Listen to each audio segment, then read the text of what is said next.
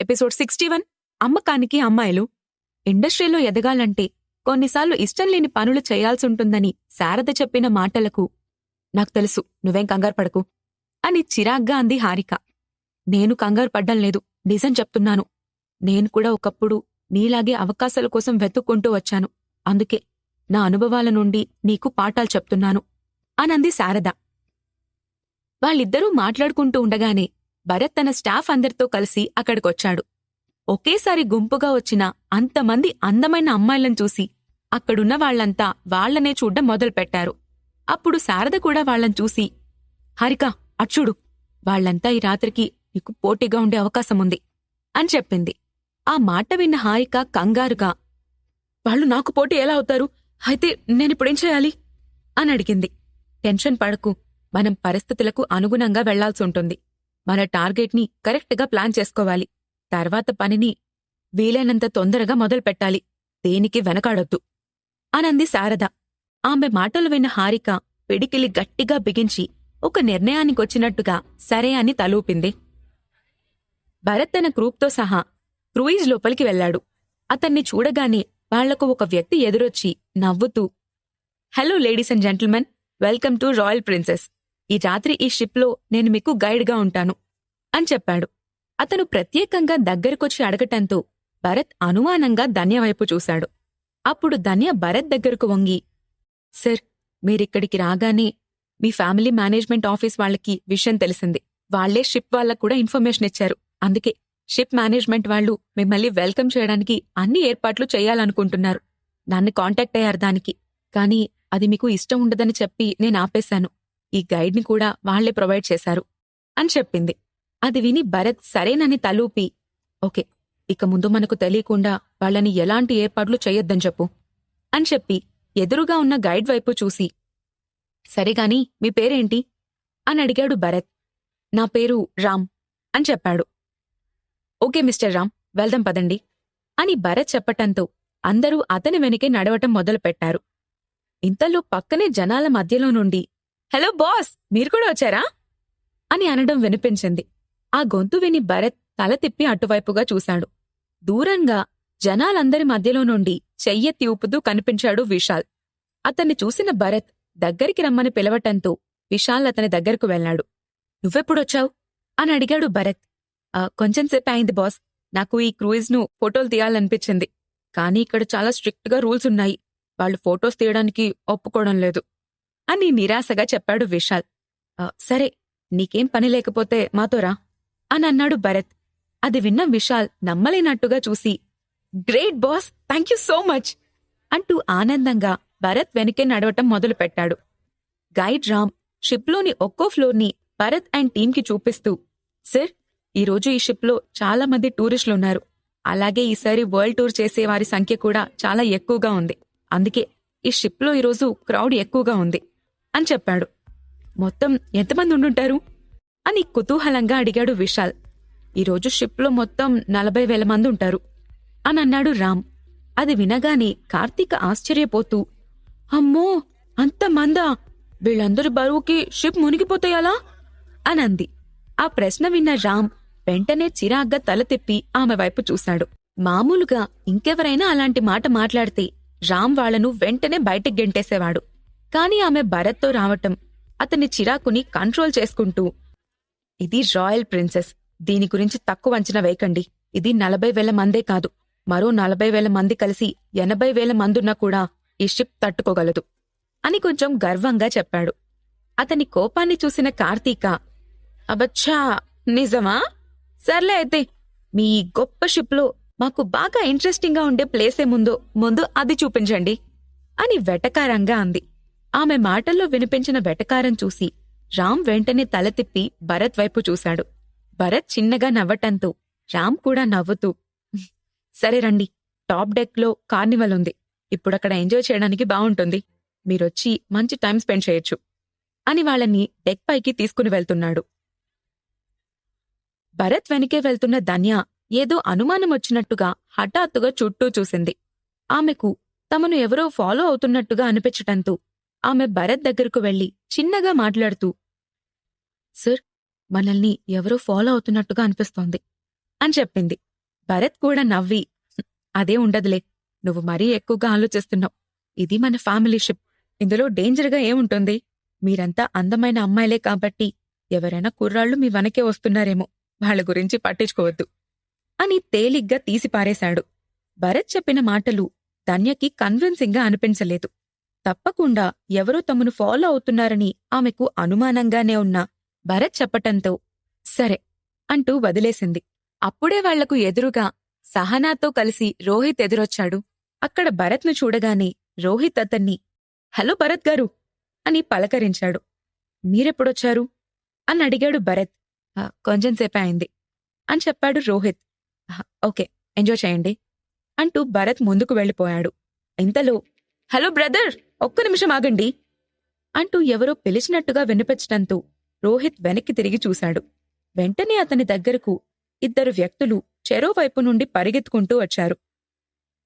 రోహిత్ వాళ్ళిద్దర్నీ అయోమయంగా చూసి ఎవరు మీరు, ఏం కావాలి అని అడిగాడు.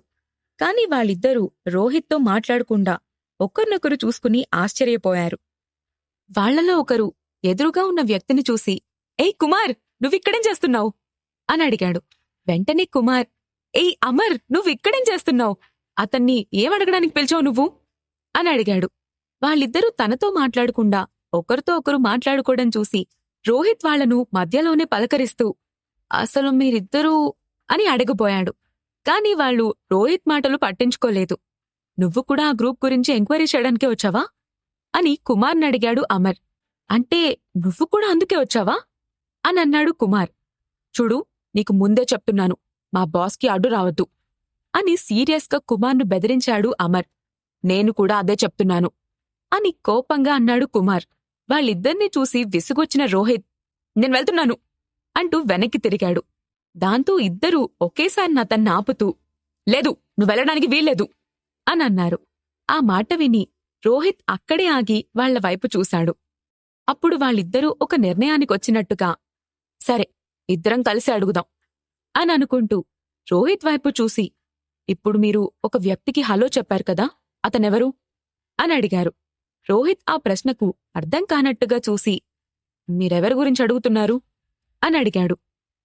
అదే, ఇప్పుడు చాలామంది అందమైన అమ్మాయిలతో కలిసి అటువైపుగా వెళ్తూ నిన్ను పలకరించాడు కదా, అతనే అని అన్నాడు కుమార్.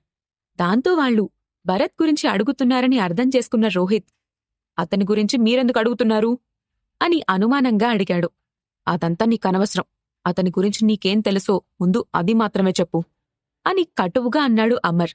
వాళ్లు ఎక్కడ్నుండో హఠాత్తుగా వచ్చి భరత్ గురించి అడగటంతో వాళ్ల ప్రవర్తనను అనుమానించిన రోహిత్ మీరెవరో నాకు తెలీదు, నేనెందుకు చెప్పాలి అని అడిగాడు.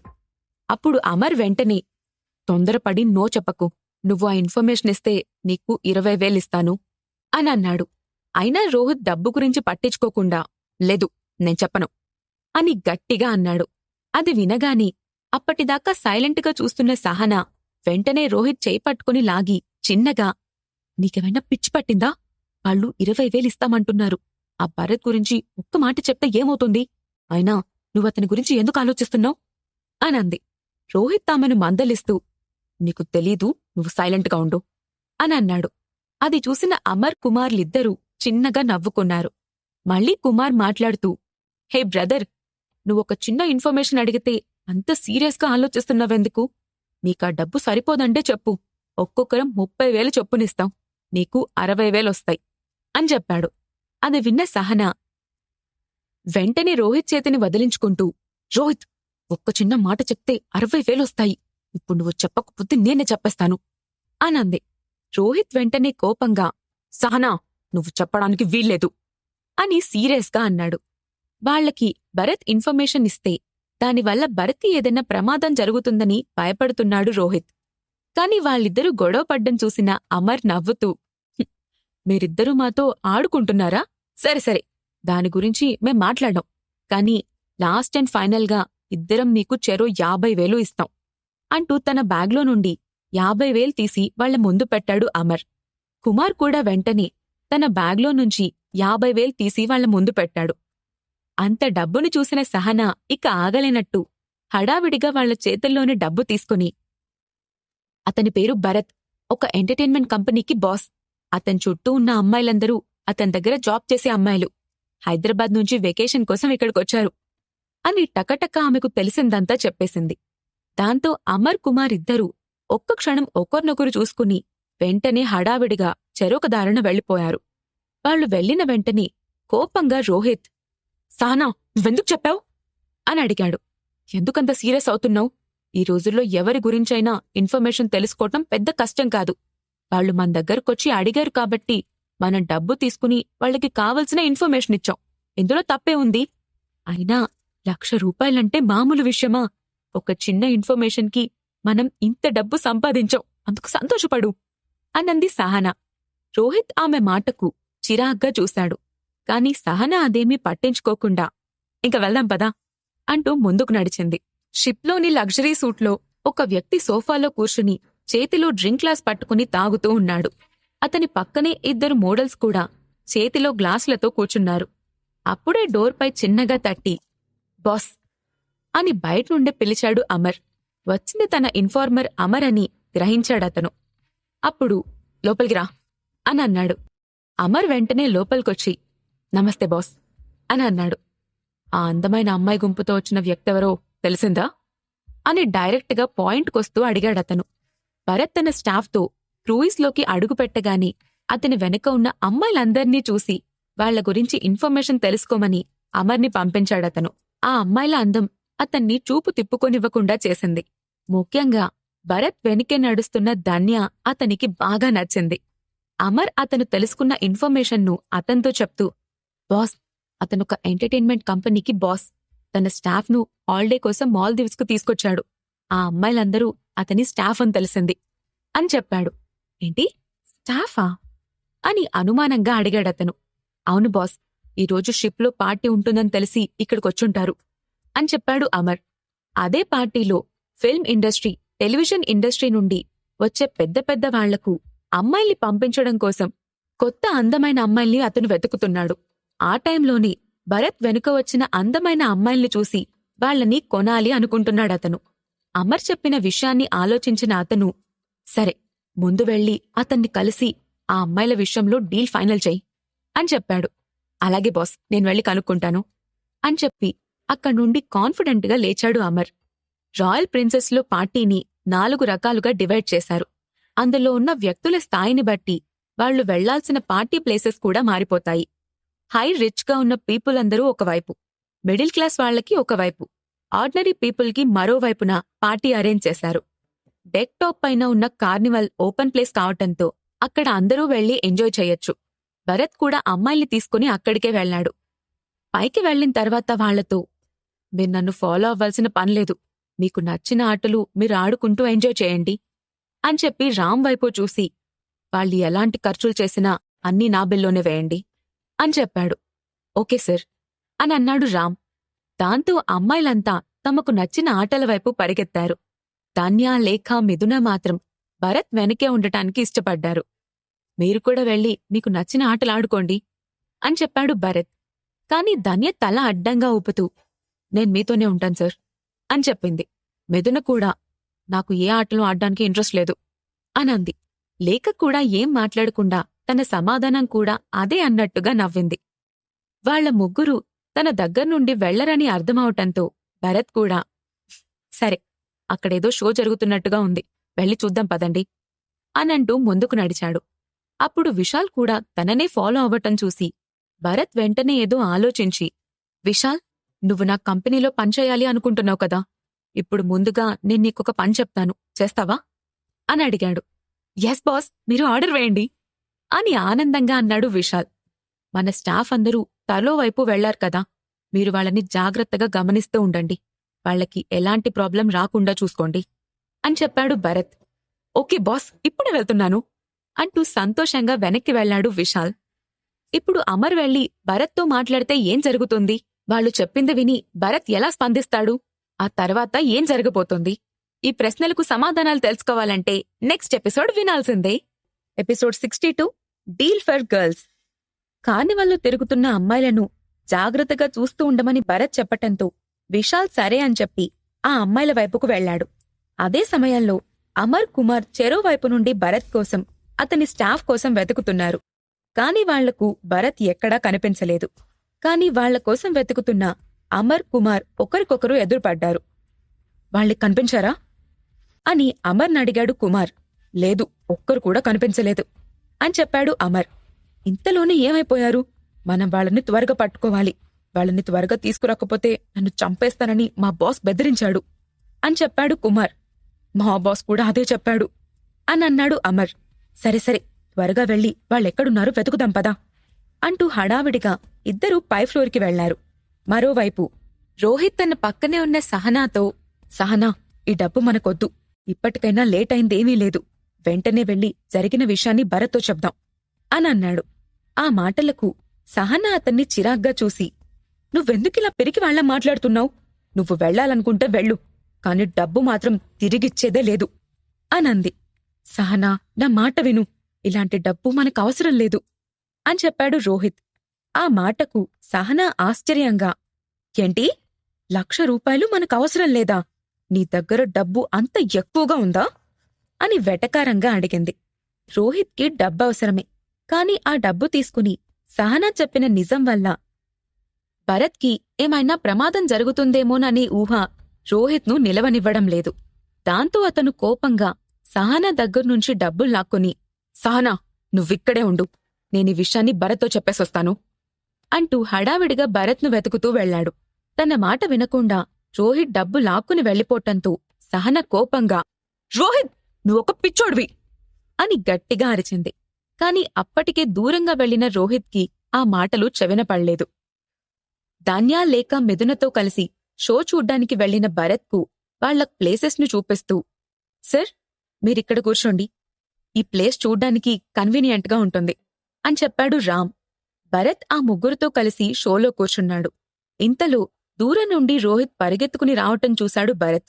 అతను నేరుగా భరత్ దగ్గరకు వచ్చి, భరత్ గారు, నేను మీతో ఒక విషయం చెప్పాలి అని అన్నాడు. ఏంటా విషయం? అయినా నువ్వెందుకంత కంగారు పడుతున్నావు అని అడిగాడు భరత్.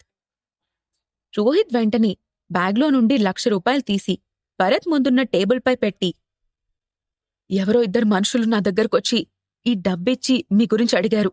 కాని ఇప్పుడు ఈ డబ్బు తీసుకునే ధైర్యం నాకు లేదు అని చెప్పి తలదించుకున్నాడు. రోహిత్ చెప్పింది అర్థం చేసుకున్న భరత్ నవ్వుతూ, సరే సరే, అది పెద్ద విషయం కాదు, ఆ డబ్బు నువ్వే తీసుకో అని అన్నాడు. ఆ మాట విని రోహిత్ ఆశ్చర్యపోతూ, బాస్, ఈ సంగతి తెలిసా కూడా మీకు నిజంగా కోపం రాలేదా అని అడిగాడు. కోపమెందుకు? నీకు తెలిసింది నువ్వు చెప్పావు. దానివల్ల నాకు ఏ ప్రాబ్లం లేదు. నువ్వు దాని గురించి కంగారు పడద్దు. ఈ డబ్బు నువ్వే తీసుకో అని చెప్పాడు భరత్. అంతలో అమర్, కుమార్లిద్దరూ భరత్ దగ్గరకొచ్చారు.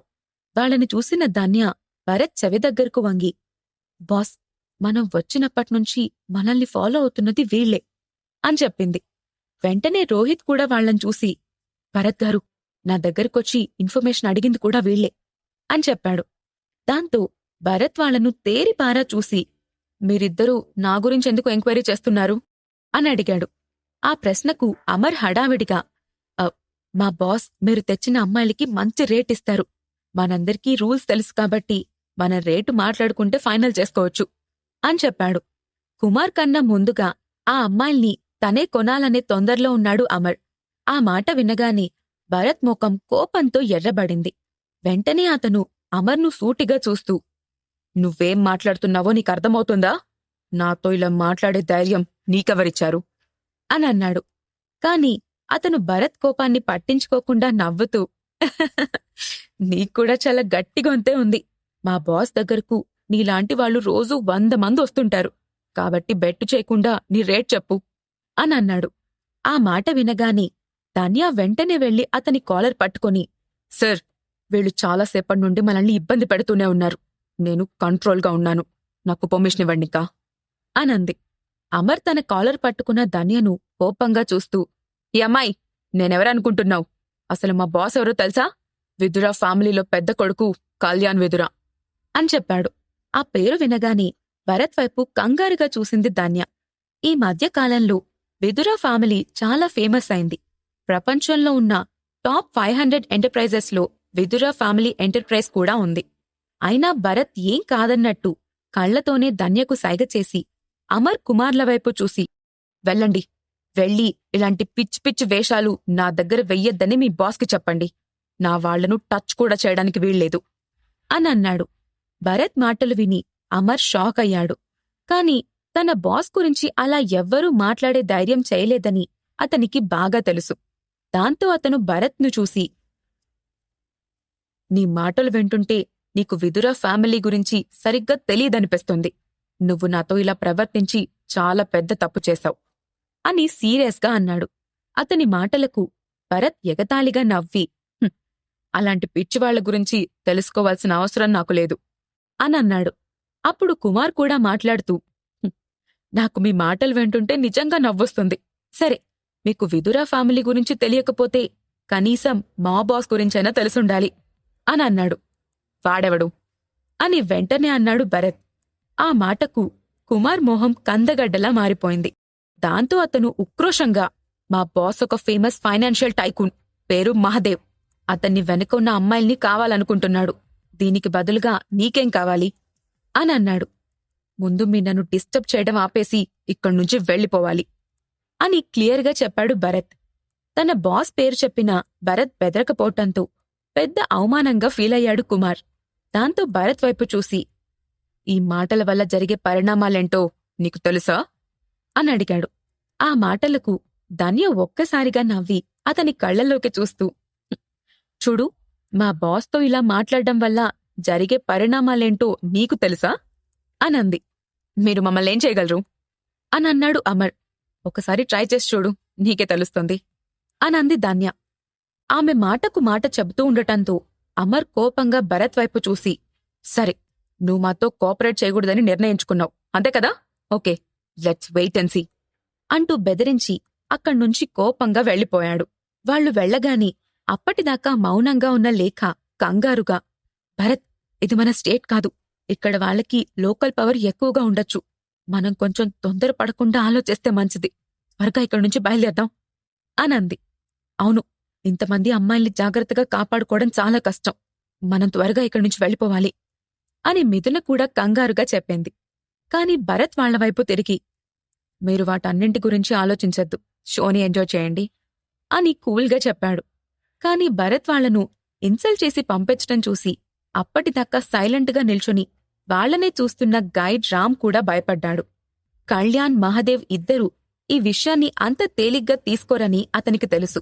అందుకే ఏ గొడవ జరగకముందే ఈ విషయాన్ని తన హయ్యర్ అఫీషియల్కి చెప్పాలి అని అనుకుంటూ వెంటనే పక్కకు వెళ్లి వాకీ-టాకీలో జరిగిన విషయం మొత్తం షిప్ ఇన్ఛార్జ్ స్టాన్లీకి చెప్పాడు.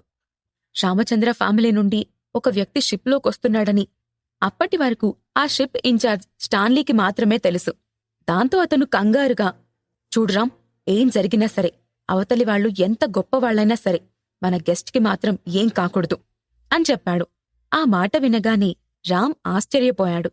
తన ఇన్ఛార్జ్ కూడా అంత కంగారు పడ్డాడంటే ఈ భరత్ నార్మల్ పర్సన్ అయ్యుండడు అనుకున్నాడు.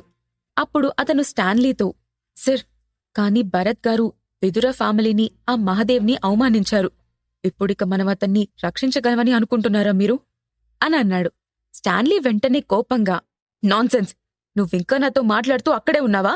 ఈలోగా అతనికేమన్నా అయిందంటే నేను చూస్తూ ఊరుకోను అని గట్టిగా అరిచాడు.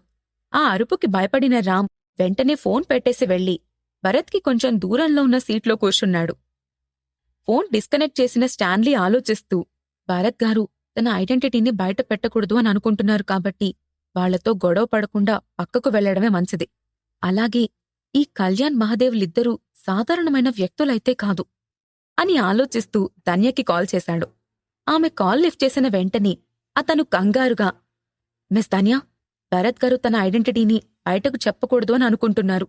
కాని ఇప్పుడున్న పరిస్థితుల్లో ఏం చెయ్యాలో నాకు అర్థం కావడం లేదు అని చెప్పాడు. అప్పుడు ధన్య అతనితో, మీరేం చెయ్యాలనుకుంటున్నారో అదే చేయండి, ఎక్కువగా కంగారు పడాల్సిన అవసరం లేదు అని అంది. దాంతో స్టాన్లీ తన నుదుటిపై పట్టిన చెమటను తుడుచుకుంటూ, సరే, ఏం చెయ్యాలో చూస్తాను అని అన్నాడు. పక్కకు వెళ్లి ఫోన్ మాట్లాడొచ్చిన ధన్యను చూసిన భరత్, ఏంటి విషయం అని అడిగాడు. స్టాన్లీ కాల్ చేశాడు, ఈ షిప్ ఇన్ఛార్జ్ అని చెప్పింది. ఎందుకు అని అడిగాడు భరత్. ఆ కళ్యాణ్, మహదేవ్ల గురించి అతనికి తెలిసి విషయం తెలుసుకోవడానికి చేశాడు. టెన్షన్ పడొద్దని నేనతనితో చెప్పాను. కానీ అతను మనకు ప్రొటెక్షన్ కోసం మనుషుల్ని పంపిస్తాడు అనిపిస్తుంది అనంది ధన్య. భరత్ నవ్వి, అదంతా ఏం అవసరం లేదని చెప్పు. మనం కాసేపు ఎంజాయ్ చేసి వెళ్ళిపోదాం అని అన్నాడు. కాని ధన్య, సార్, మీరు మీ ఐడెంటిటీని బయటకు చెప్పకపోతే ఆ కళ్యాణ్ మహదేవ్లిద్దరూ ఏదో ఒక ప్రాబ్లం క్రియేట్ చేస్తారు. అప్పుడు మీ ఫ్యామిలీ వాళ్లకి ఆన్సర్ చేయటం స్టాన్లీకి కష్టమైపోతుంది. అందుకే అతని జాబ్ అతన్ని చేయమని చెప్పాను అని అంది. దాంతో భరత్, ఓకే, అది తనిష్టం అని అన్నాడు. భరత్కి ఏదన్నా ప్రమాదం జరిగితే షిప్లో ఇన్ఛార్జ్గా ఉన్న అతనికే మొదట శిక్ష పడుతుందని స్టాన్లీ భయపడుతున్నాడు.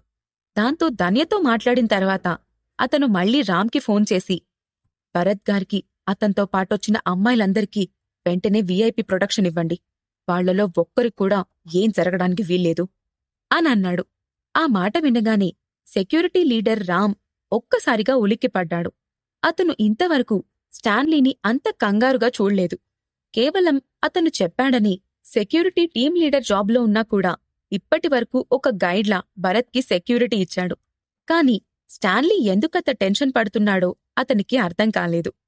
దాంతో రామ్ ఆలోచిస్తూ, సార్, మన షిప్లో ప్రస్తుతం 40,000 మందున్నారు. సెక్యూరిటీ ఇప్పటికే చాలా టైట్గా ఉంది. ఇప్పుడు వాళ్ళందర్నీ ఇక్కడ వీఐపీ ప్రొటెక్షన్ కోసం పిలిస్తే మిగతా ప్లేసుల్లో సెక్యూరిటీ లూప్ హోల్స్ వస్తాయి సార్ అని చెప్పాడు. అయినా స్టాన్లీ వినిపించుకోకుండా, ఇట్స్ యువర్ బిజినెస్, కానీ ఒక్కటి గుర్తుపెట్టుకో, అతనికేమన్నా జరిగితే నేను ప్రాణాలతో ఉండను, నాతో పాటు నువ్వు కూడా అని చెప్పాడు. అతని మాటలు విని రామ్ నిస్సహాయంగా, ఓకే సార్, నేను చూస్తాను అని అన్నాడు. నువ్వేం చేసినా వెంటనే చెయ్యి, డూ ఇట్ ఫాస్ట్ అని అన్నాడు స్టాన్లీ. భరత్ దగ్గర జరిగిన విషయం మొత్తాన్ని మహదేవ్కి వివరించి చెప్పాడు అతని ఇన్ఫార్మర్ కుమార్. అతను చెప్పిన మాటలు విన్న మహదేవ్ ఆలోచిస్తూ, అతనింకా షిప్లోనే ఉన్నాడా అని అడిగాడు. అవును బాస్, రామ్ అతన్ని ఫాలో అవుతూ టూర్ గైడ్గా కూడా పనిచేస్తున్నట్టుగా అనిపిస్తోంది. అతనంటే చాలా గౌరవం చూపిస్తున్నాడు అని చెప్పాడు కుమార్. అది విన్న మహదేవ్ ఆశ్చర్యపోతూ, ఇది చాలా విచిత్రంగా ఉందే. రామ్ ఈ షిప్లో సర్వీస్ మ్యాన్ కాదు. మరి అతనికి టూర్ గైడ్లా ఎందుకు చేస్తున్నాడు, ఎలా చేస్తున్నాడు అని అన్నాడు. కుమార్ తెలియదన్నట్టు మౌనంగా నిల్చున్నాడు. దాంతో మహదేవ్ ఒక్క క్షణం మౌనంగా ఉండి ఆలోచిస్తూ, జరిగినవన్నీ చూస్తుంటే ఆ భరత్ మామూలు వ్యక్తిలా అనిపించటం లేదు. ఖచ్చితంగా ఇందులో ఏదో రహస్యం ఉంది. మనం కొంచెం వెయిట్ చేసి చూడటం మంచిది. ప్రస్తుతానికి అతని గురించి వదిలేసాయి అని అన్నాడు. అది విన్న కుమార్ ఆశ్చర్యంగా, బాస్, వదిలేయాలా అని అన్నాడు. భరత్ తమను ఎంతగా అవమానించాడో చెప్పినా మహదేవ్ కూల్గా అతన్ని వదిలేమని చెప్పడాన్ని కుమార్ నమ్మలేకపోయాడు. కాని మహదేవ్ ఆలోచన వేరుగా ఉంది. అతను కొన్ని సంవత్సరాల నుండి బిజినెస్ ఇండస్ట్రీలో ఉంటున్నాడు. పరిస్థితుల్ని బట్టి అన్నింటినీ ఖచ్చితంగా అంచనా వేయగలడు. అందుకే ఇప్పుడు జరిగిన వాటన్నింటినీ విన్న తర్వాత అతని సిక్స్త్ సెన్స్ భరత్ను టచ్ చేయకపోవడమే మంచిదని చెప్తోంది. పైగా భరత్ వల్ల అతనికి ఎలాంటి నష్టం జరగలేదు కాబట్టి ఇక దాని గురించి పట్టించుకోవాల్సిన అవసరం లేదు అని అనుకున్నాడు. కాని అమర్ బాస్ కళ్యాణ వెదుర మాత్రం జరిగిందంతా విన్న తర్వాత కోపంతో తన ముందు టేబుల్ని కాలితో గట్టిగా తన్ని, నా గురించలా మాట్లాడ్డానికి వాడికెంత ధైర్యం అని అన్నాడు. వెంటనే అమర్, అవును బాస్, నేను మీ గురించి మీ ఫ్యామిలీ గురించి కూడా చెప్పాను. అయినా అతను కొంచెం కూడా లెక్క చేయలేదు. చాలా చీప్గా మాట్లాడాడు అని చెప్పాడు. అయితే వాడికి నేనేంటో చూపించాలి. ఈ రాత్రికి ఎలాగైనా వాడి దగ్గరున్న ఇద్దరు అమ్మాయిల్ని నా దగ్గరకు తీసుకురావాలి. అప్పుడు వాడేం చేస్తాడో నేను కూడా చూస్తాను అని కోపంగా అన్నాడు. ఓకే బాస్, ఇప్పుడు నన్నేం చేయమంటారు అని అడిగాడు అమర్. వాడిని డబ్బుతో డీల్ చెయ్యొద్దు. ఆ స్టేజ్ దాటిపోయింది. నువ్వు వెంటనే మన వాళ్లను తీసుకెళ్లి వాడి దగ్గరున్న అమ్మాయిల్ని పట్టుకునిరా. వాడికి నేనేంటో తెలిసి తీరాలి అని కోపంగా పళ్ళు కొరుకుతూ చెప్పాడు కళ్యాణ్. ఓకే బాస్ అంటూ బయటికి వెళ్లిన అమర్ వాళ్ల మనుషులతో పాటు డెక్ పైకి వెళ్లి భరత్ కోసం వెతకడం మొదలుపెట్టారు. కాని అప్పటికే అక్కడ టైట్ సెక్యూరిటీ చూసి ఆశ్చర్యపోతూ, అసలిక్కడేం జరుగుతుంది అని అనుకున్నాడు. కళ్యాణ్ మనుషుల చేతికి భరత్ దగ్గరున్న అమ్మాయిలు చిక్కుతారా? భరత్, కళ్యాణ్ ఇద్దరూ ఒకరికొకరు ఎదురుపడతారా? ఈ ప్రశ్నలకు సమాధానాలు తెలుసుకోవాలంటే తర్వాత ఎపిసోడ్ వినాల్సిందే. Episode 63 love deal. భరత్ దగ్గరున్న అమ్మాయిల కోసం వెతుక్కుంటూ వచ్చిన అమర్కి అక్కడ సెక్యూరిటీ ఎక్కువగా కనిపించటంతో ఏం జరుగుతుందో అర్థం కాక ఆశ్చర్యపోయాడు. ఈ సెక్యూరిటీ వాళ్లంతా అతనికి ఇంత టైట్ ప్రొటెక్షన్ ఎందుకిస్తున్నారు? ఇప్పుడు మనం వాళ్ళని ఎలా పట్టుకోవాలి అని అమర్ వెనకే వచ్చిన మనుషుల్లో ఒకతనడిగాడు. అమర్ కూడా అదే డైనమోలో ఉండడంతో ఇప్పుడు సిచ్యువేషన్ కష్టంగానే ఉంది. మనం డైరెక్ట్గా వెళ్తే సెక్యూరిటీతో ప్రాబ్లం వస్తుంది. ఇప్పుడు మనమేం చెయ్యాలి అని ఆలోచిస్తూ ఉన్నాడు. ఇంతలో అతని వెనుక ఉన్న అనుచరుల్లో మరో వ్యక్తి మాట్లాడుతూ, అయినా సెక్యూరిటీ వాళ్ళు ఇంత టైట్గా ప్రొటెక్షన్ ఇచ్చారంటే వాళ్ళు ఖచ్చితంగా ఈ షిప్ ఓనర్కి సంబంధించిన వాళ్లే అయి ఉంటారు. అంటే రామచంద్ర ఫ్యామిలీకి సంబంధించిన వాళ్ళు. అదే నిజమైతే మనం ఈ సంగతి వెంటనే బాస్కి చెప్పడం మంచిది అని అన్నాడు. అవును, రామచంద్ర ఫ్యామిలీని రెచ్చగొట్టడం అంటే అది చాలా పెద్ద విషయం అని మరో వ్యక్తి అన్నాడు. వాళ్ళందరి మాటలు విన్న అమర్ ఒక్క క్షణం ఆలోచించి, లేదు, మనం వెతుకుతున్న వ్యక్తి కేవలం ఒక ఎంటర్టైన్మెంట్ కంపెనీకి బాస్. అతనికి అంత పెద్ద బ్యాక్గ్రౌండ్ లేదు. ఈ ప్రొటెక్షన్ అంతా ఒక కోయిన్సిడెన్స్. మనం అనవసరంగా భయపడుతున్నాం అని అన్నాడు. దాంతో మిగిలిన వాళ్లంతా మౌనంగా ఉండిపోయారు.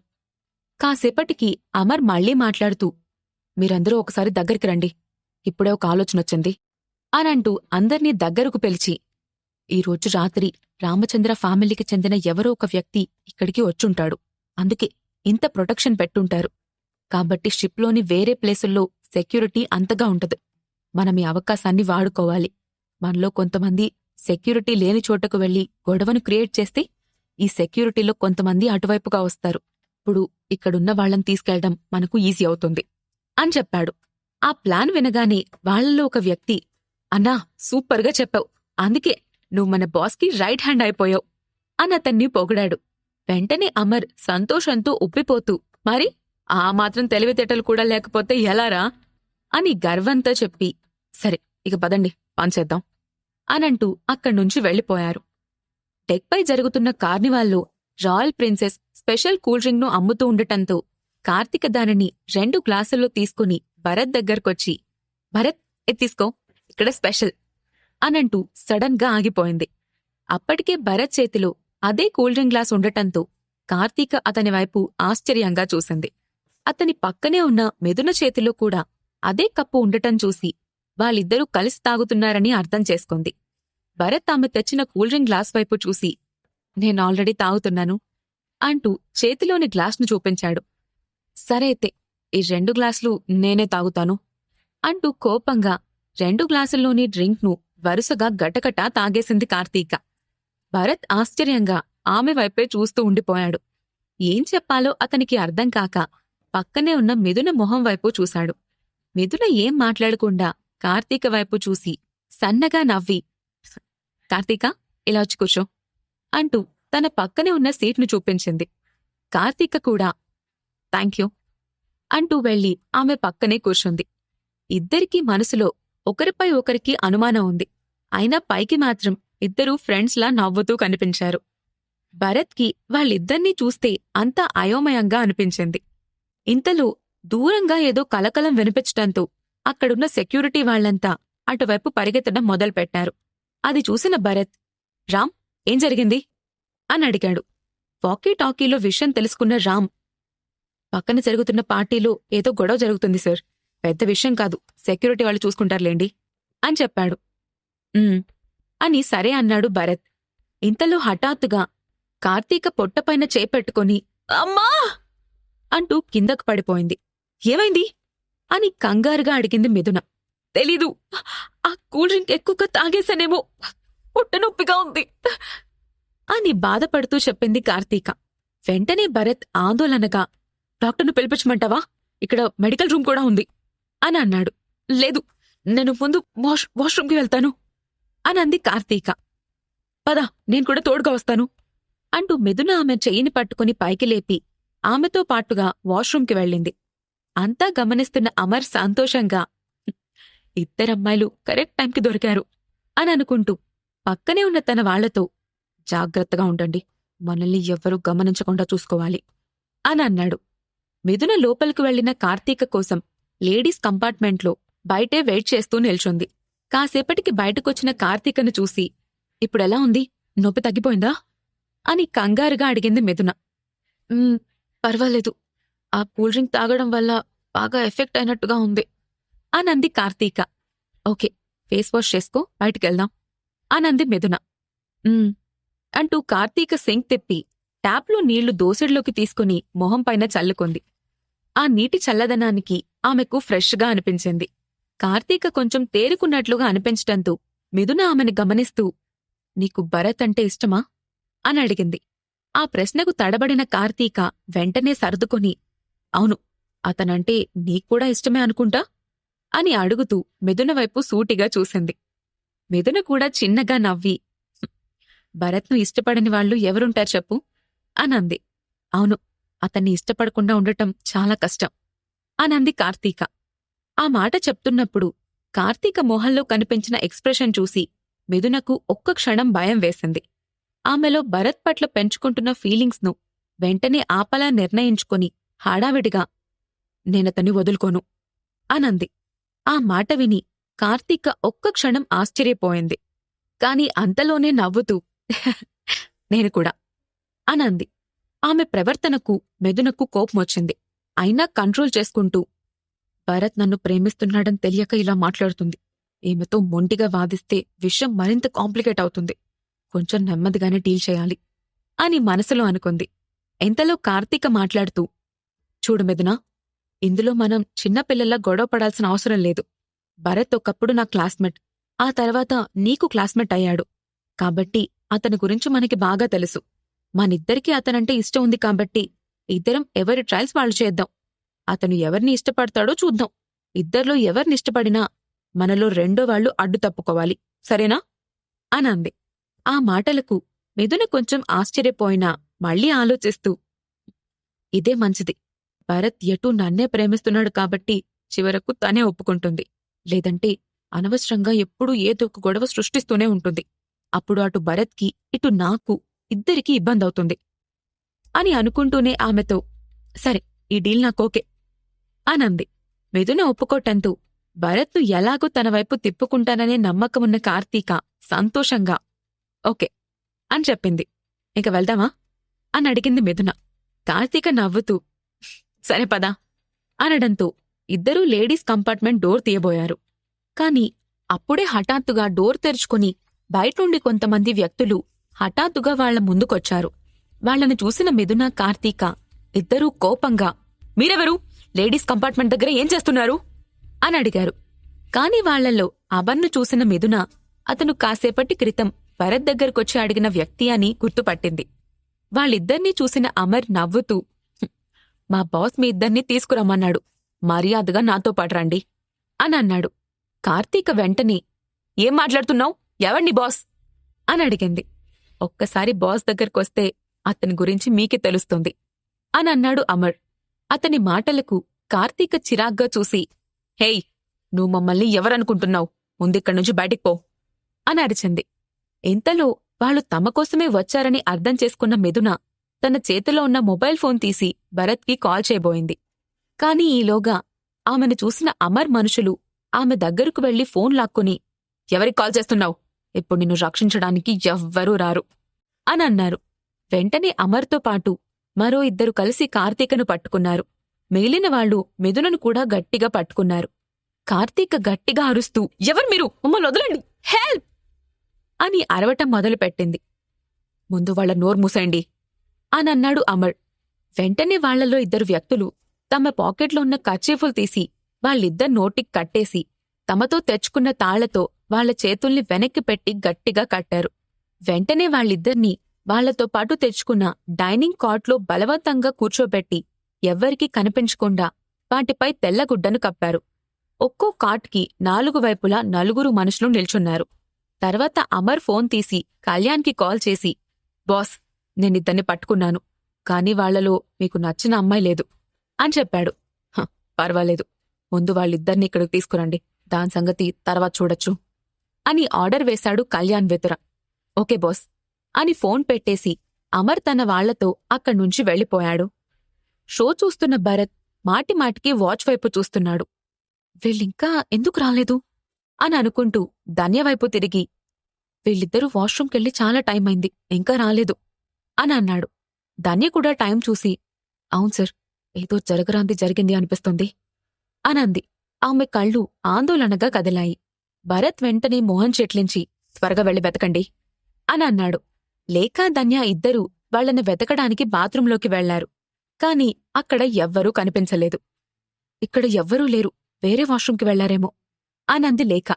లేదు, కార్తీకకు కడుపు నొప్పి ఎక్కువగా ఉంది కాబట్టి వాళ్లు ఎక్కువ దూరం వెళ్లే ఛాన్స్ లేదు, ఏదో జరిగింది అనంది ధన్య. వాళ్లు వాష్రూంలో లేరని తెలియటంతో భరత్ వెంటనే మిథున, కార్తీకలకు కాల్ చేశాడు. కాని ఫోన్ కనెక్ట్ అవ్వలేదు. భరత్ వెంటనే కాల్ డిస్కనెక్ట్ చేసి రామ్ వైపు తిరిగి, షిప్లో మానిటరింగ్ రూమ్కి వెళ్ళండి, మనం వీడియో ఫుటేజ్ చెక్ చేయాలి అని అన్నాడు. ఒక్కోసారి కోపంగా మారిన భరత్ యాటిట్యూడ్ రామ్కి భయం పుట్టేలా చేసింది. అయినా రామ్ సర్దుకుని రండి సార్ అని వాళ్లను మానిటరింగ్ రూమ్ వైపు తీసుకెళ్తూ స్టాన్లీకి కాల్ చేసి విషయం చెప్పాడు. అది విన్న స్టాన్లీ ఒక్కసారిగా తాను కూర్చున్న చైర్లో నుండి లేచి, ఏంటి, అమ్మాయిలు మిస్ అయ్యారా? నేనిప్పుడే వస్తున్నాను అంటూ కంగారుగా క్యాబిన్ నుండి బయటకొచ్చాడు. మానిటరింగ్ రూంలో డ్యూటీలో ఉన్న ఆఫీసర్ కొత్త వాళ్లతో లోపలికొస్తున్న రామ్ని చూసి, మిస్టర్ రామ్, మీరేం చేస్తున్నారు? ఇక్కడికి బయట వ్యక్తుల్ని తీసుకురాకూడదని మీకు తెలీదా అని అన్నాడు. గెస్ట్కి స్వయంగా దగ్గరుండి ఫుటేజ్ చూపించమని స్టాన్లీ సార్ చెప్పారు. 2 వ్యక్తులు మిస్ అయ్యారు, సర్వేలెన్స్ చెక్ చేయాలి అని అన్నాడు రామ్. ఇంతలో స్టాన్లీ కూడా అక్కడికొచ్చాడు. వచ్చి రావటంతోనే ఆఫీసర్ వైపు తిరిగి, త్వరగా చెక్ చేయండి, మనం ముందు వాళ్ళని కనిపెట్టాలి అని ఆర్డర్ వేశాడు. కాసేపటి క్రితం కార్తీక, మిథునలు కలిసి బయటకు వెళ్తున్న వీడియో ఫుటేజ్ కనిపించటంతో దానిని జాగ్రత్తగా చూడ్డం మొదలుపెట్టారు. అందులో వాళ్ళిద్దరూ వాష్రూంలోకి వెళ్లిన కాసేపటి తర్వాత అక్కడికి కొంతమంది వ్యక్తులొచ్చారు. వాళ్లతో పాటే 2 డైనింగ్ కాట్లను తీసుకుని వాష్రూమ్ కంపార్ట్మెంట్ లోపలికి వెళ్లారు. కాసేపటి తర్వాత కంపార్ట్మెంట్లో నుంచి బయటకొచ్చిన వాళ్లు అక్కడ్నుండి వెళ్లిపోయారు. కాని కార్తీక, మిథునలు మాత్రం మళ్లీ కనిపించలేదు. వీళ్లెవరు అని ఫుటేజ్లో కనిపించిన వాళ్లని చూపిస్తూ అడిగాడు భరత్. స్టాన్లీ వెంటనే పక్కనే ఉన్న రామ్ను, మానిటరింగ్ చేస్తున్న ఆఫీసర్ను చూసి, మీరిద్దరూ బయటికెళ్ళండి అని అన్నాడు. దాంతో వాళ్ళిద్దరూ ఆ రూమ్ నుండి బయటకొచ్చేశారు. అప్పుడు స్టాన్లీ భరత్కు సెల్యూట్ చేసి, సార్, నా పేరు స్టాన్లీ, నేను రాయల్ ప్రిన్సెస్కి ఇన్ఛార్జ్ని అని అన్నాడు. భరత్ అతన్ని అసహనంగా చూస్తూ, ఓ కమాన్, నేనిప్పుడు నిన్ను పరిచయం చేసుకునే మూడ్లో లేను. ఈ స్క్రీన్లో ఉన్న వాళ్ళెవరో నీకు తెలుసా లేదా అని అడిగాడు. వాళ్ళు కళ్యాణ్ వెదురా మనుషులు సార్ అని చెప్పాడు స్టాన్లీ. దాంతో భరత్ వాళ్ళని ఒక్క నిమిషం తదేకంగా చూస్తూ, వీళ్లల్లో మహదేవ్ మనుషుల్లేరా అని అడిగాడు. లేదు సార్, ఆ ముందున్న వ్యక్తి కళ్యాణ్ వెదురకి రైట్ హ్యాండ్ అమర్, మిగిలిన వాళ్లంతా అతని దగ్గర పనిచేస్తున్న బాడీగార్డ్స్ అని చెప్పాడు. సరే, ఆ కళ్యాణ్ ఏ కంపార్ట్మెంట్లో ఉన్నాడు అని అడిగాడు భరత్. నెంబర్ 107, ఏరియా ఏ. కాని సార్ నేను అని స్టాన్లీ ఏదో మాట్లాడుతూ ఉండగానే భరత్ అతన్ని ఆపుతూ, ఇందులో నువ్వు ఇంటర్ఫేర్ అవ్వాల్సిన పనిలేదు అని చెప్పి లేఖ వైపు తిరిగి, లేఖ, నువ్వు తిరిగి మన వాళ్ల దగ్గరకు వెళ్లి వాళ్ళందర్నీ ఒకే చోట జాగ్రత్తగా ఉంచు అని చెప్పాడు. లేఖ సరేనని తలూపి అక్కడ్నుంచి వెళ్లిపోయింది. భరత్ వెంటనే ధన్యవైపు చూసి, పద వెళ్దాం అని అన్నాడు. దాంతో స్టాన్లీ ఆలోచిస్తూ, ఇప్పుడు భరత్ సార్ వెళ్లి అతను రామచంద్ర ఫ్యామిలీకి సంబంధించిన వాడని చెప్పినా ఆ కళ్యాణ్ వెదుర నమ్మకపోతే భరత్ గారిని ఏమైనా చేస్తాడు. అతని దగ్గర చాలామంది మనుషులున్నారు. భరత్ గారు కేవలం ఒక ధన్యతో వెళితే వాళ్ళని ఎదుర్కోవడం కష్టమైపోతుంది అని అనుకుంటూ వెంటనే భరత్కి ఎదురుగా వెళ్లి, సార్, మీరక్కడికి వెళ్లకుండా ఉంటేనే మంచిది. ఇప్పుడు మీరు భరత్ రామచంద్ర అని చెప్పినా వాళ్ళు నమ్మకపోతే మనం అనవసరంగా ఇబ్బందుల్లో పడతాం. ముందు నేను నా ఆఫీసర్స్తో వెళ్లి అతనితో మాట్లాడతాను అని అన్నాడు స్టాన్లీ. భరత్ అతని కంగారు చూసి చిన్నగా నవ్వుతూ, నేనిప్పుడు నా ఐడెంటిటీని అతనితో చెప్పబోతున్నానని నీకెవరు చెప్పారు అని అన్నాడు. ఇప్పుడు భరత్, కళ్యాణ్ మధ్య ఏం జరగబోతోంది? కార్తీక, మిథునలను కళ్యాణ్ విడిచిపెడతాడా, లేదా అతనికి నచ్చిన ధన్యను కూడా తన దగ్గరికే రప్పించుకుంటాడా? ఈ ప్రశ్నలకు సమాధానాలు తెలుసుకోవాలంటే నెక్స్ట్ ఎపిసోడ్ వినాల్సిందే. ఎపిసోడ్ 64, 2 అమ్మాయిలతో. కళ్యాణ్ దగ్గరికి వెళ్లబోతున్న భరత్ను ఆపిన స్టాన్లీ, సార్, మీ ఐడెంటిటీ చెప్పినా ఆ కళ్యాణ్ నమ్మకపోతే మీరిబ్బందులో పడతారు అని అనడంతో, నేను నా ఐడెంటిటీని చెప్తానని నీకెవరు చెప్పారు అని అన్నాడు భరత్. ఆ మాట విని స్టాన్లీ ఆశ్చర్యపోతూ, మీరెవరో చెప్పకుండా అతన్నెలా అని అడుగుతూనే ఏదో అర్థమైనట్టు ఆగిపోయి ధన్యవైపుకు చూశాడు. ధన్య అతని అనుమానం అర్థం చేసుకుని మొహం చిరాగ్గా పెట్టి, ముందు మీరు అడ్డు తప్పుకోండి. మా సార్ ఏం చెయ్యాలో మీరు చెప్పాల్సిన అవసరం లేదు అనంది. కాని స్టాన్లీ వాళ్ళిద్దరినీ అనుమానంగా చూస్తూ, సార్ ఆర్ షూర్ అని అడిగాడు. అతని ప్రశ్నకు భరత్ సమాధానం చెప్పకుండా అతని కళ్లల్లోకి సూటిగా చూశాడు. దాంతో అతను తన ప్రమేయం లేకుండానే వాళ్ల దారికి అడ్డు తప్పుకున్నాడు. కార్తీక మిథునలను డైనింగ్ కాట్ నుండి బయటకు లాగి కళ్యాణ్ బెడ్రూంలోకి లాక్కెళ్లి ఇద్దర్నీ సోఫా పైకి నెట్టి బయటకు వెళ్లి డోర్ వేశారు అతని మనుషులు. బయటకు వెళ్లిన తర్వాత అమర్ తన మనుషులతో, మీరందరూ అలర్ట్గా ఉండాలి. లోపల బాస్ ఇంపార్టెంట్ పనిలో ఉన్నాడు. అతనికి డిస్టర్బ్ అయ్యేలా ఏ పని చేయకూడదు, అర్థమైందా అని అన్నాడు. సరే అన్నా అనంటూ తలూపి అందరూ బయట కాపలాగా నిల్చున్నారు. గదిలో సోఫాలో పడి ఉన్న కార్తీక మిథున ఇద్దరూ తమ చేతులకు నోటికున్న కట్లను విప్పుకోడానికి ప్రయత్నిస్తూ ఉన్నారు. ఇంతలో చేతిలో డ్రింక్ గ్లాస్లో పక్కనే ఉన్న రూంలో నుండి బయటికొచ్చాడు కళ్యాణ్. సోఫాలో ఉన్న వాళ్ళిద్దర్నీ చూసి నవ్వుతూ, అరెరే, ఒక్కోసారి ఈ అమర్ చాలా మొరటుగా ప్రవర్తిస్తాడు. ఇంత అందమైన అమ్మాయిల్ని ఇలా కట్టేసి పడేస్తే ఎలా అనంటూ తన చేతిలో ఉన్న డ్రింక్ను ఖాళీ చేసి గ్లాస్ను టేబుల్ మీద పెట్టి, మీరు బాధపడకండి, మీ కట్లను నేను విప్పుతాను అంటూ వెళ్లి వాళ్ళిద్దరి చేతికి నోటికి ఉన్న కట్లు విప్పేశాడు. దాంతో వాళ్ళిద్దరూ ఒకేసారి సోఫాలో నుండి పైకి లేచి అతనికి దూరంగా జరిగారు. మిథున కోపంగా అతన్ని చూస్తూ, ఎవరు నువ్వు, మమ్మల్నెందుకు తీసుకొచ్చావు అని అడిగింది. కార్తీక వెంటనే, మిథున, ఇంకా అతనితో మాట్లాడుతూ కూర్చుంటావేంటి, వెళ్దాం పదా అంటూ డోర్ వైపుకు వెళ్లబోయింది. అప్పుడు కళ్యాణ్ పెద్దగా నవ్వుతూ, మీరు వెళ్లాలనుకుంటే నాకేం ప్రాబ్లం లేదు, వెళ్లొచ్చు. కాని ఇప్పుడే కాదు, ఈరోజు రాత్రి నేను మీతో ఎంజాయ్ చెయ్యాలని ఫిక్స్ అయిపోయాను. కాబట్టి మీరు కూడా నన్ను ఇబ్బంది పెట్టకుండా ఉంటే ముగ్గురం ఒకరితో ఒకరు కోఆపరేట్ చేసుకుంటూ అందరం హ్యాపీగా ఉండొచ్చు అని చెప్తూనే సోఫాలో నుండి లేచి మిథున చేతిని పట్టుకోబోయాడు. మిథున వెంటనే అతని చేతిని వదిలించుకుంటూ, డోంట్ టచ్ మీ, మమ్మల్ని తాకే ధైర్యం చేయకు. ఈ సంగతి తెలిస్తే మా బాస్ నిన్ను ప్రాణాలతో వదలడు అని హెచ్చరించింది. అది విన్న కళ్యాణ్ నవ్వుతూ, నువ్వెవరి గురించి మాట్లాడుతున్నావు? ఆ ఎంటర్టైన్మెంట్ కంపెనీ బాస్ గురించా? నేనతనికన్నా 100 రెట్లు గొప్పవాణ్ణి. మీరతన్ని ఫాలో అవ్వడం కంటే నన్ను ఫాలో అయితే మీ ఫ్యూచర్కి చాలా మంచిది అని వెకిలిగా నవ్వాడు. మిథున అతని మాటలకు చిరాగ్గా చూసి, నీ గురించి నువ్వు చాలా ఎక్కువగా ఊహించుకుంటున్నావు.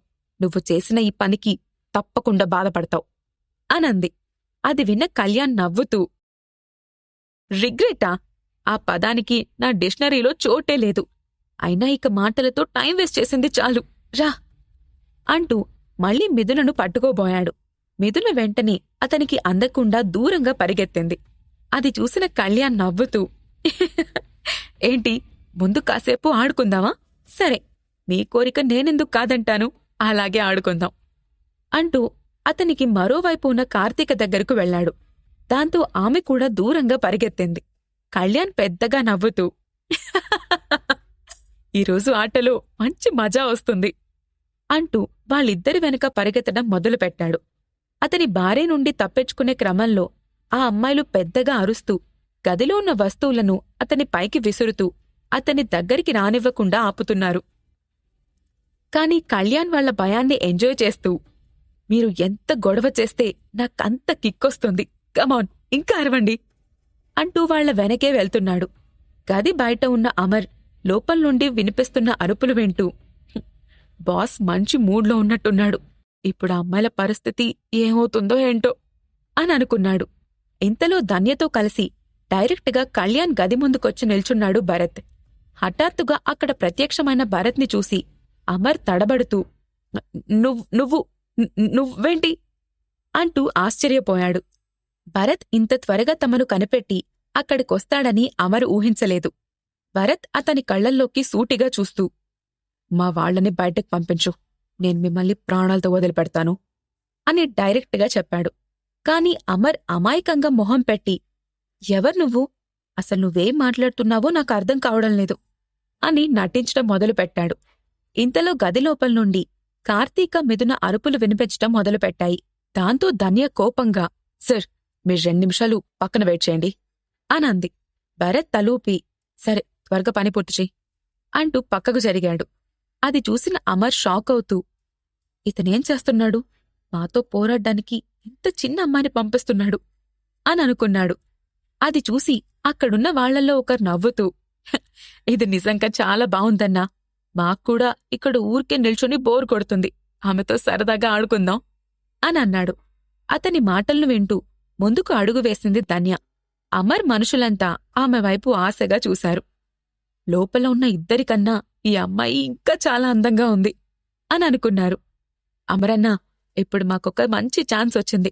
మేం కూడా కాసేపు ఎంజాయ్ చేస్తాం అని ధన్య వైపు చూస్తూ నవ్వుతూ హేళన చేశాడొకడు. కాని అంతలోనే ఆ మాటలు మాట్లాడినవాడి చెంప చెళ్ళుమన్నట్టు శబ్దంతో పాటు అతను కిందపడి నేలను కరుచుకోవటం కూడా ఒకేసారి జరిగిపోయింది. నేలపై పడిన అతనిలో కొంచెం కూడా చలనం కనిపించలేదు.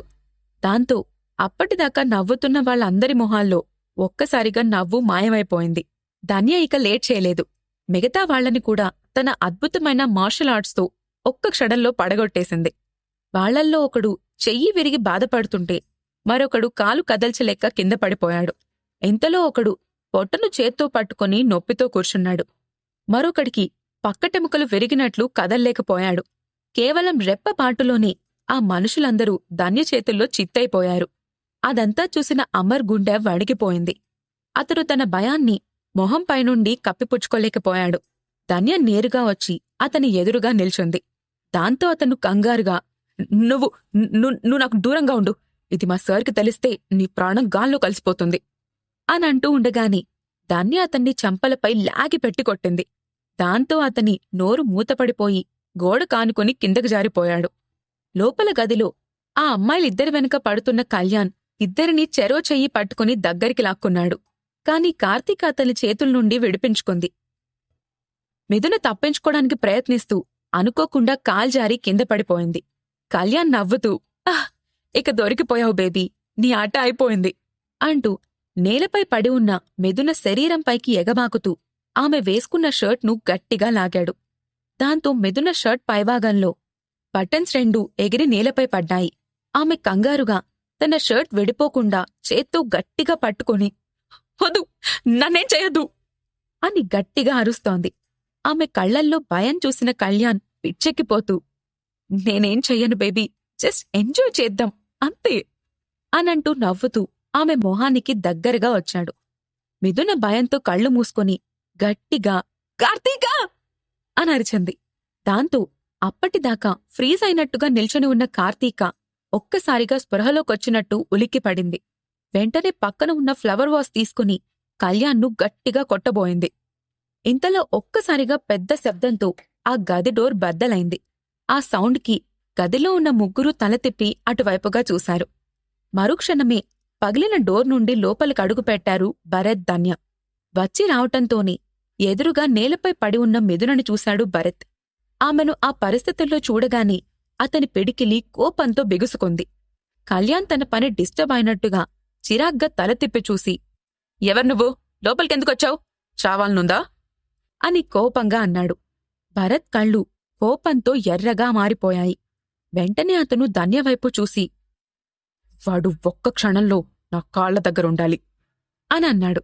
ఆ మాట విన్న కళ్యాణ్ అతన్ని కొంచెం విచిత్రంగా చూసి పైకి లేస్తూ, ఎవర్రా మీరు? నా రూమ్కే వచ్చి నన్నే కాళ్ల కింద ఉండాలి అంటున్నావు? అసలు మీరెలా లోపలికొచ్చారు?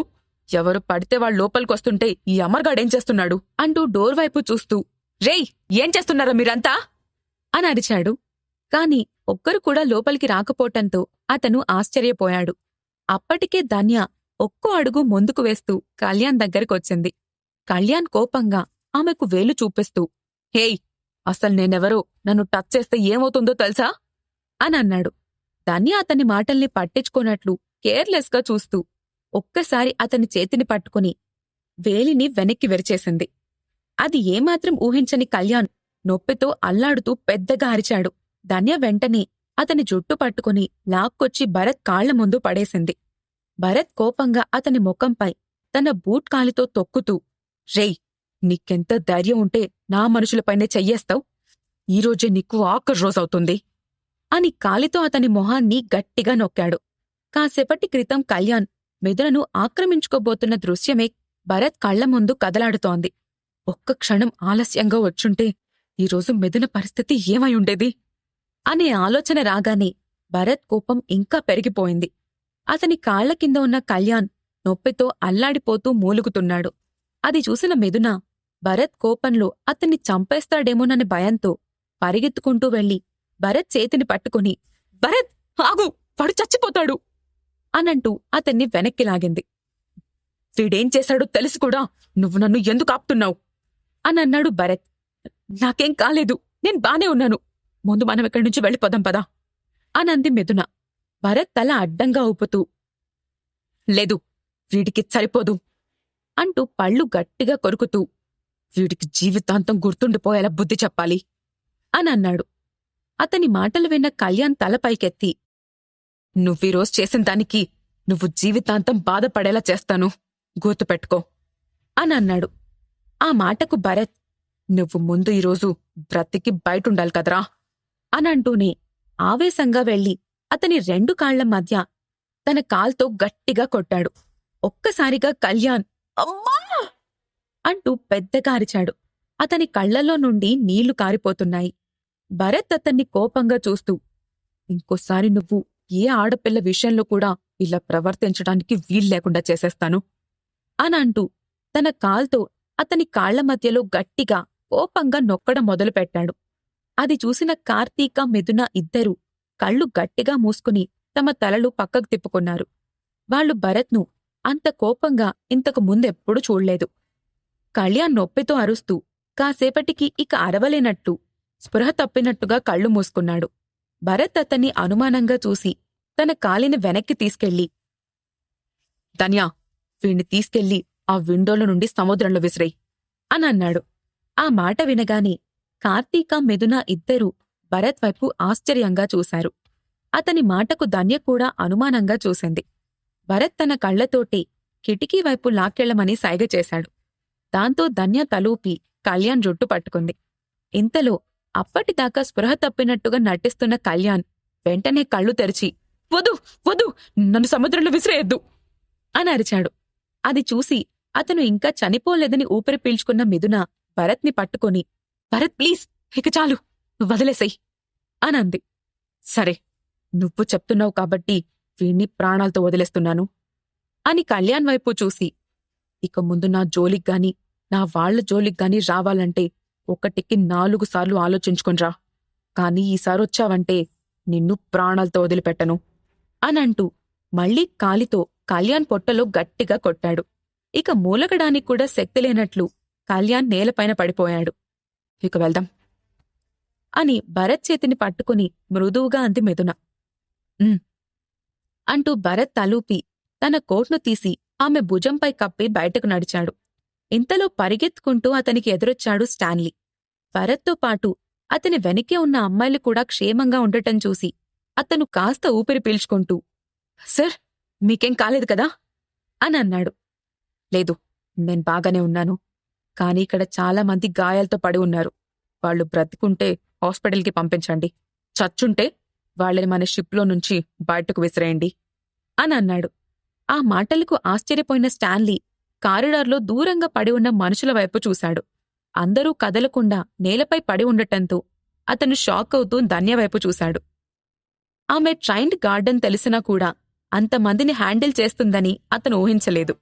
చూడ్డానికి ఇంత అందంగా, చిన్నగా ఉన్న అమ్మాయి మృత్యువుకు మరో రూపం అనిపించింది. దాంతో వెంటనే అతను కొంచెం భయంగా భరత్ వైపు చూసి, సర్, ఆ కళ్యాణ్ అంటూ అనుమానంగా అడిగాడు. చచ్చిపోలేదు, ఇంకా బ్రతికే ఉన్నాడు. కాకపోతే వాడు జీవితంలో ఏ అమ్మాయిని ముట్టుకోవడానికి వీల్లేకుండా చేశాను అని చెప్పాడు. ఆ మాట వినగానే స్టాన్లీ అదిరిపడ్డాడు. ఒక్క క్షణంపాటు అతనికి తనేం విన్నాడో కూడా అర్థం కాలేదు. అతని మొహంలో ఎక్స్ప్రెషన్ చూసి భరత్ నవ్వుతూ, అయినా ఆ కళ్యాణ్ ఇప్పుడు నాకు థాంక్స్ చెప్పాలి. ఆడపిల్లలతో ఆడుకునేవాడి వ్యసనాన్ని నేను క్షణంలో తగ్గించేశాను. ఇప్పుడిక వాడు తన బిజినెస్ పైనే సరిగ్గా దృష్టి పెడతాడు అని అన్నాడు. అతను చెప్పింది విన్న స్టాన్లీకి ఏం మాట్లాడాలో తెలియక అయోమయంగా సరేనంటూ తలూపాడు. భరత్ అప్పుడు, మరో విషయం, నేనెవరో, నా ఐడెంటిటీ ఏంటో వాడికి తెలీదు. ఈ గొడవలో 2 కుటుంబాలకు ఎలాంటి సంబంధం లేదు. ఏదన్నా వస్తే నేనే చూసుకుంటాను. దీని గురించి నువ్వు మా ఫ్యామిలీకి చెప్పాల్సిన అవసరమేం లేదు అని అన్నాడు. స్టాన్లీ హడావిడిగా తలూపుతూ ఓకే సార్ అనన్నాడు. సరే, ఇప్పుడు వాళ్ళందర్నీ ఏం చేయబోతున్నావు? ఇక వాళ్ళు షిప్లో ఉండడానికి వీల్లేదు అని అడిగాడు భరత్. నేను చూసుకుంటాను సార్ అనన్నాడు స్టాన్లీ. దెబ్బతిన్న కళ్యాణ్ ఏం చేయబోతున్నాడు? ఈ గొడవ 2 కుటుంబాల మధ్య ఎలాంటి ఉద్రిక్త పరిస్థితుల్ని సృష్టించబోతోంది? భరత్ వాటిని ఎలా ఎదుర్కోబోతున్నాడు? ఈ ప్రశ్నలకు సమాధానాలు తెలుసుకోవాలంటే తర్వాత ఎపిసోడ్ వినాల్సిందే. ఎపిసోడ్ 65 సర్చింగ్ ఫర్ హ్యాండ్సమ్. కళ్యాణ్ గురించి, అతని మనుషుల గురించి తాను చూసుకుంటానని స్టాన్లీ చెప్పటంతో భరత్ తన వాళ్లతో కలిసి అక్కడ్నుంచి వెళ్లిపోయాడు. కారిడార్లో భరత్ పక్కనే నడుస్తున్న మిథునను భుజంపై చెయ్యి వేసి దగ్గరికి తీసుకున్నాడు భరత్. అతనింకా కోపంలోనే ఉన్నాడని అతను పట్టుకున్న విధానంలోనే గమనించింది మిథున. దాంతో అతన్ని మామూలు స్థితికి తీసుకురావాలి అనుకుని తనపై ఉన్న కోట్ను సర్దుకుంటూ, భరత్, నీ కోట్లో నేను మునిగిపోయాను అని చెప్పి నవ్వింది. అప్పుడు మిథున ఒంటిపై ఉన్న డ్రెస్ చినిగిపోయిందని గుర్తు చేసుకున్నాడు భరత్. దాంతో సరే, ఇప్పుడు మనం క్లాత్ షోరూంకి వెళ్లి డ్రెస్సులు తీసుకుందాం అని అన్నాడు. అవును, ఇంకాసేపట్లో నైట్ పార్టీ స్టార్ట్ అవబోతుంది కదా, త్వరగా వెళ్దాం పదా అని మొక్కల్లో ఉత్సాహాన్ని చూపిస్తూ అంది మిథున. దాంతో మిథున నార్మల్గానే ఉండటానికి ట్రై చేస్తుందని అర్థం చేసుకున్న భరత్ కూడా తన కోపాన్ని పక్కన పెట్టేసి చిన్నగా నవ్వుతూ సరే అని అన్నాడు. భరత్ మిథునను దగ్గరికి తీసుకోవడం పక్కనే ఉన్న కార్తీక భరించలేకపోతుంది. కాని భరత్ కోపంలో ఉండటంతో ఏం మాట్లాడకుండా మౌనంగా నడుస్తోంది. షాపింగ్ ఏరియా పై ఫ్లోర్లో ఉంది, పైకెళ్దాం అని అన్నాడు భరత్. ఆ మాట విని కార్తీక, షిప్లో షోరూమ్ ఉందా అని ఆశ్చర్యంగా అడిగింది. అవును, ఇందులో కార్నివలే ఉన్నప్పుడు షోరూమ్ ఉంటే ఆశ్చర్యపోవడం ఎందుకు? ఈ షిప్ వరల్డ్ టూర్ చేస్తూ ఉంటుంది కాబట్టి ఇందులో ఉండే టూరిస్టులకు కూడా అన్నీ అందుబాటులోనే ఉంటాయి అని చెప్పాడు భరత్. ఓ అని అర్థమైనట్టుగా తలూపింది కార్తీక. భరత్ వెంటనే లేఖకు కాల్ చేసి అందర్నీ తీసుకుని షోరూంకి రమ్మని చెప్పాడు. భరత్ తన పక్కనే ఉండటంతో మిథున మనసులో కూడా అప్పటి వరకు కళ్యాణ్ చేసిన పనికి తనలో కలిగిన అభద్రతా భావం నెమ్మదిగా తగ్గిపోవడం మొదలైంది. మెల్లగా అక్కడున్న వాటన్నింటినీ చూస్తూ ఆమె కూడా మామూలు స్థితికొచ్చేసింది. పైన ఫ్లోర్లోకి వెళ్లిన వాళ్లకి అన్ని రకాల బ్రాండ్ షోరూమ్స్ వరుసగా కనిపించాయి. మిథున దారిలో కనిపిస్తున్న ప్రతి షాప్ని చూస్తూ ముందుకు వెళ్లి, భరత్ చూడు, ఈ డ్రెస్ చాలా బాగుంది కదా అంటూ బయట్నుంచే విండో షాపింగ్ చేస్తోంది. అది చూసిన భరత్ నవ్వుకుంటూ, మిథునా, నువ్వు వరల్డ్ ఛాంపియన్ ఫ్యాషన్ డిజైనర్వి, అయినా కూడా ఇలాంటి బట్టలు చూసి ఎక్సైట్ అవుతున్నావా అని అడిగాడు. ఆ మాటకు మిథున కొంచెం సిగ్గుపడుతూ, అదేం లేదు, డ్రెస్ క్వాలిటీ ఎలా ఉన్నా కొన్ని డ్రెస్లు, మోడల్స్, డిజైన్స్ చాలా బావుంటాయి, మనం వాటి నుంచి ఇన్స్పైర్ అవ్వచ్చు, అందుకే చూస్తున్నాను అనంది. భరత్ నవ్వుతూ, సరే నీ ఇష్టం అనన్నాడు. కార్తీక కూడా తనకు నచ్చిన డ్రెస్లను చూస్తూ వెళ్తోంది. ధన్య తనకేం పట్టనట్టు భరత్కి ఒకడుగు దూరంలో వెనకే నడుస్తూ ఉండటం చూసి, ధన్య, నీకు డ్రెస్సుల మీద ఇంట్రెస్ట్ లేదా అని అడిగింది మిథున. లేదు, నాకు క్వాలిటీలు, బ్రాండ్లపైన పెద్దగా ఇంట్రెస్ట్ ఉండదు, ఏ డ్రెస్ వేసుకున్నా కంఫర్ట్గా ఉంటే చాలు అనంది. ఆమె మాటలు విని కార్తీక ఆశ్చర్యపోయినట్టుగా తల తిప్పి ఆమెను విచిత్రంగా చూసింది. బట్టలు, బంగారం పైన ఇంట్రెస్ట్ లేని ఆడవాళ్లు ఉండటం చాలా విచిత్రంగా ఉంది అని అనుకుంది. సరే, ఇలా విండో షాపింగ్ ఎందుకు, లోపలికి వెళ్లి నచ్చిన డ్రెస్సులు నువ్వే తీసుకో అని భరత్ అనడంతో అందరూ లోపలికి వెళ్లారు. ఇంతలో మిగతా వాళ్ళందరితో కలిసి లేఖ కూడా అక్కడికొచ్చింది. లోపలికి వెళ్లగానే అక్కడున్న కార్తీక మిథునల్ని చూసి, మీ ఇద్దరూ బానే ఉన్నారు కదా, మీకేం కాలేదు కదా అని అడిగింది. బానే ఉన్నాం అని చెప్పింది మిథున. థ్యాంక్ గాడ్, పెద్ద ప్రమాదం తప్పింది అని అంది లేఖ. భరత్ లోపలికొచ్చిన అమ్మాయిలందరితో, నీకేం కావాలంటే అది తీసుకోండి, కాస్ట్ గురించి ఆలోచించద్దు, ఈరోజు నైట్ పార్టీకి వెళ్లబోతున్నాం, అందరూ దానికి తగ్గట్టుగా డ్రెస్లని సెలెక్ట్ చేసుకోండి అని చెప్పాడు భరత్. ఆ మాట వినగానే అమ్మాయిలందరూ సంతోషంగా థ్యాంక్యూ బాస్ అని చెప్పి డ్రెస్ల కోసం తలో దిక్కు వెళ్లిపోయారు. వాళ్ళందరి ఆనందాన్ని చూసి భరత్ చిన్నగా నవ్వుకున్నాడు. అది చూసిన మిథున కొంచెం ఉక్రోషంగా, నవ్వింది చాలు, వచ్చి నువ్వు కూడా ఒక డ్రెస్ సెలెక్ట్ చేసుకో అనంది. నాకెందుకు, ఇది బానే ఉంది కదా అని తన ఒంటిపై వేసుకున్న డ్రెస్ను చూపిస్తూ అన్నాడు భరత్. బాగానే ఉంది, కానీ పార్టీకి ఇంకొంచెం కొత్తది సెలెక్ట్ చేసుకుందాం, నాతో పాట్రా అంటూ జెంట్స్ వేర్ వైపు వెళ్లి భరత్ కోసం డ్రెస్సుల్ని వెతికి బ్రౌన్ కాలర్లో ఉన్న షర్ట్ తీసి దానిపై కోట్ను మ్యాచ్ చేసి టై సెలెక్ట్ చేసింది మిథున. అన్నింటినీ ఒక్కసారి సెట్ చేసి భరత్ చేతికిస్తూ, ఇది ట్రై చెయ్యి, నువ్వు సూపర్గా కనిపిస్తావు అనంది. సరే, ఇంతలో నువ్వు కూడా సెలెక్ట్ చేసుకో అనన్నాడు భరత్. ముందు నువ్వెళ్ళి ట్రై చేసిరా, నీ తర్వాత నేను సెలెక్ట్ చేసుకుంటాన్లే అనంది మిథున. ఆమె బలవంతం పెట్టడంతో భరత్ ఇంకేం మాట్లాడకుండా ట్రయల్ రూమ్కి వెళ్లి 5 నిమిషాల్లో డ్రెస్ మార్చుకుని బయటికొచ్చాడు. భరత్ కోసం అక్కడే అటూ ఇటూ తిరుగుతూ ఎదురు చూస్తున్న మిథున బయటికొచ్చిన అతన్ని చూడగానే నవ్వుతూ, సూపర్, ఈ డ్రెస్లో నువ్వు సినిమా హీరోలా ఉన్నావు అనంది. భరత్ ఆమె పొగడ్తకు సిగ్గుపడి చిన్నగా నవ్వుతూ థ్యాంక్యూ అనన్నాడు. ఇంతలో చేతిలో తాను సెలెక్ట్ చేసుకున్న డ్రెస్సుల్ని పట్టుకుని అటువైపుగా వచ్చిన కార్తీక ఆ దృశ్యాన్ని చూసింది.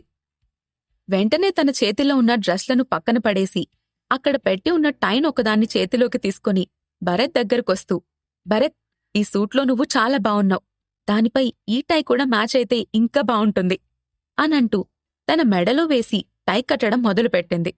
ఆమె హఠాత్తుగా వచ్చి టై కడుతూ ఉండటంతో భరత్ ఏం మాట్లాడలేక మిథున వైపు చూశాడు. ఆమెకు కోపం వస్తుందేమోననుకున్నాడు. కాని మిథున నవ్వుతూ ఆ విషయాన్ని పట్టించుకున్నట్లుగా కార్తీక దగ్గరకు వెళ్లి, నిజంగానే ఈ టై బాగా మ్యాచ్ అయింది, నీ సెలెక్షన్ బావుంది అని చెప్పింది. అది విని భరత్ కొంచెం ఆశ్చర్యపోయాడు. ఎందుకంటే ఆ టై ఆల్రెడీ మిథున సెలెక్ట్ చేసి అతని చేతికిచ్చింది. అతను బయటికొచ్చాక కట్టుకోవచ్చని టైను అక్కడే పెట్టి ట్రయల్ రూంలోకి వెళ్లాడు. ఇంతలో అక్కడికొచ్చిన కార్తీక అదే టైను మళ్లీ తీసుకొచ్చి భరత్ మెడలో కట్టింది. అందుకే మిథున కూడా పెద్దగా రియాక్ట్ అవ్వలేదు. కాని కార్తీక భరత్ మెడలో టై కట్టడం చూసి మిథునకు కొంచెం ఇబ్బందిగా అనిపించిన మాట మాత్రం వాస్తవం.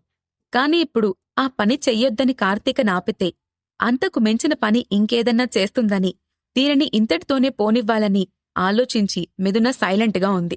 కార్తీక కొంచెం మొండిదని మిథునకు మెల్లగా అర్థమవుతోంది. అందుకే ఆమెను ఈ విషయంలో స్మూత్గా డీల్ చెయ్యాలి అని అనుకుంది.